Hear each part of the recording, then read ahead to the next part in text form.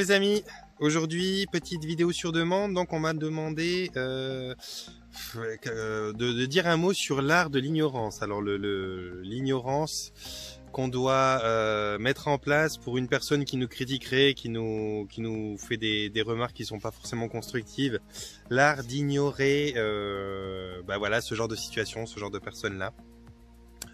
Et je dois dire que ça fait un petit moment que je creuse, je potasse et je me dis mais pourquoi pas simplement ne pas se faire accompagner par ce genre de personnes-là? Pourquoi ne pas choisir un cadre de vie différent? Puis j'ai une autre partie de moi qui réfléchit, qui me dit ouais mais attends, si tu réagis à des réflexions qui viennent de X ou Y personnes, ça veut dire que toi t'es déjà pas à l'aise et qu'elles arrivent à t'atteindre. Ça veut dire que tu te mets à un certain niveau qui est le niveau de la personne en face.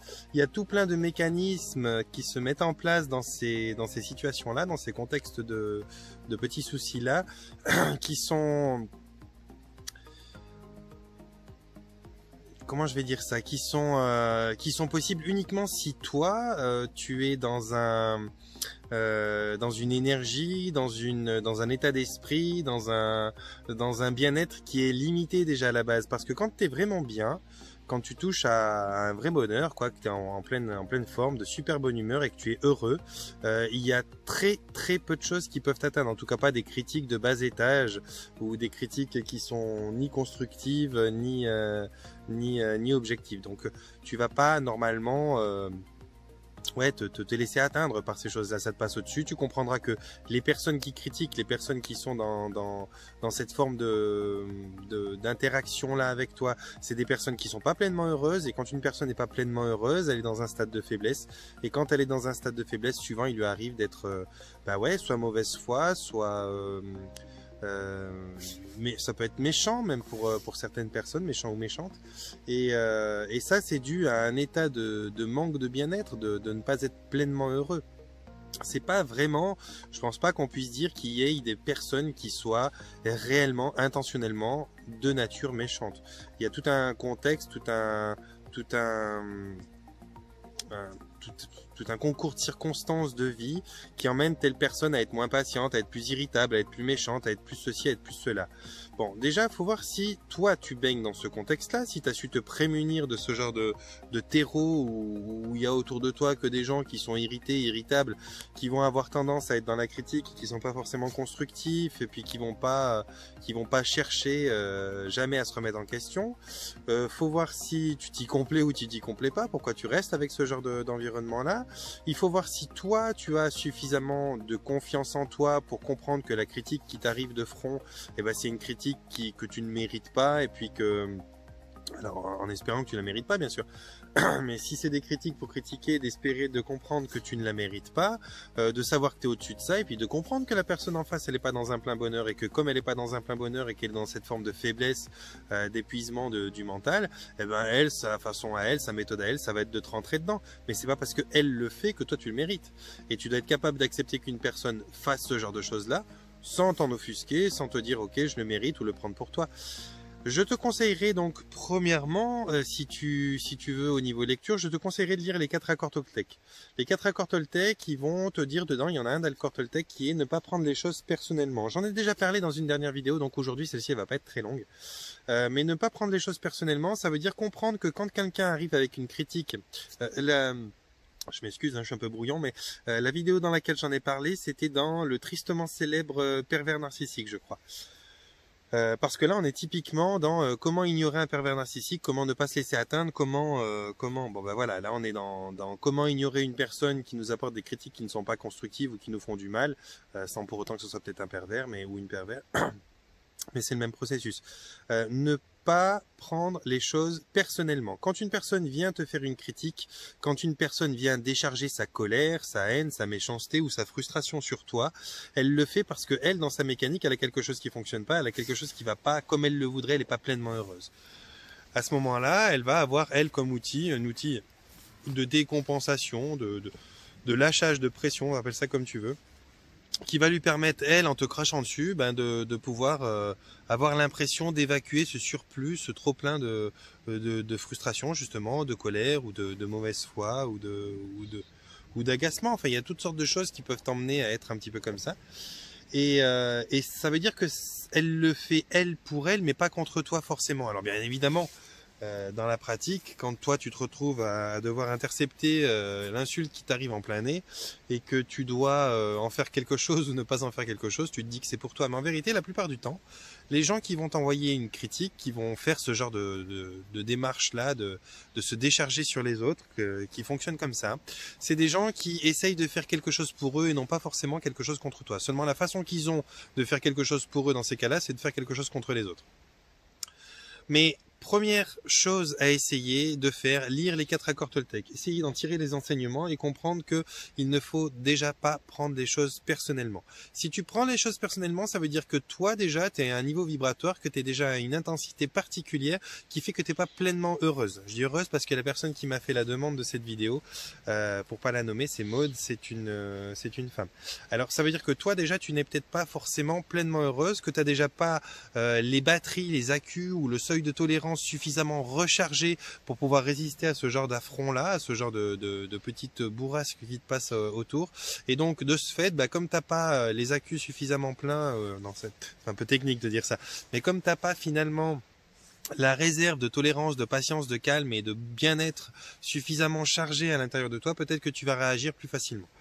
Le but c'est pas d'y réagir, le but c'est pas forcément non plus d'ignorer. Tu peux simplement prendre en considération que la personne qui vient contre toi à ce moment-là pour te donner des insultes, des critiques ou des machins et qui ne sont pas constructives et que a priori tu ne mériterais pas, c'est des personnes qui viennent non pas contre toi mais qui viennent se décharger. C'est leur manière à eux de faire. Ça veut pas dire que tu dois l'accepter, hein. Ça veut pas dire que tu dois l'accepter, mais après il faut préciser. Est-ce que c'est des personnes que tu aimes bien, qui font partie de ton entourage, de ton cadre de vie? Est-ce que c'est des personnes que tu croises dans la rue? Enfin, je veux dire, il y a tout un tas de personnes qui peuvent être autour de toi et te procurer ces moments de mal-être. Si c'est des personnes que tu aimes bien, une discussion va s'imposer, une prise de distance va aussi s'imposer si il s'avère qu'il n'y a pas de réaction d'en face. Et puis, si c'est des personnes que tu connais pas, là, je t'inviterai à te poser des questions. Dans quel endroit tu es allé traîner ou alors comment tu te comportes? Parce que peut-être qu'à ce moment-là, il y a quelque chose dans ton comportement que tu n'as pas identifié, qui peut irriter, qui peut déranger, qui est à prendre en compte, peut-être voire à changer si c'est le cas. Te connaissant la moindre, je sais que tu n'es pas une personne irritable normalement. Après, peut-être est-ce que suivant qui tu fréquentes, ils sont pas aptes à accepter toutes tes facettes. Ça, je sais pas. C'est vraiment à toi de jauger. Toujours est-il que on en revient à cette règle, ne pas prendre des choses personnellement. C'est pas parce que c'est mieux qu'ignorer. C'est pas parce qu'une personne va venir te mettre quelque chose de délicat et de méchant en insulte au visage que c'est forcément toi qui l'as mérité. Il y a beaucoup de personnes qui fonctionnent comme ça, qui ont besoin de se décharger et puis ils prennent la première personne venue, ils prennent même souvent les gens les plus proches et les plus gentils parce que finalement je crois que c'est toujours nos compagnons, nos compagnes et puis nos amis les plus proches et puis sur qui on se décharge les premiers, c'est ceux qu'on voit déjà, de un, c'est ceux qui sont peut-être le plus capables de l'accueillir, de deux, et puis parfois on sait que c'est aussi ceux qui vont le moins réagir, c'est pas juste, c'est pas bien, mais c'est souvent comme ça que ça fonctionne malheureusement. Voilà. Donc, ce que je te dirais, parce qu'il n'y a pas 150 choses à dire là-dessus, hein, c'est qu'il n'y a pas à chercher bien loin, hein. Soit tu traînes pas avec les bonnes personnes, auquel cas il faut que tu changes tes fréquentations.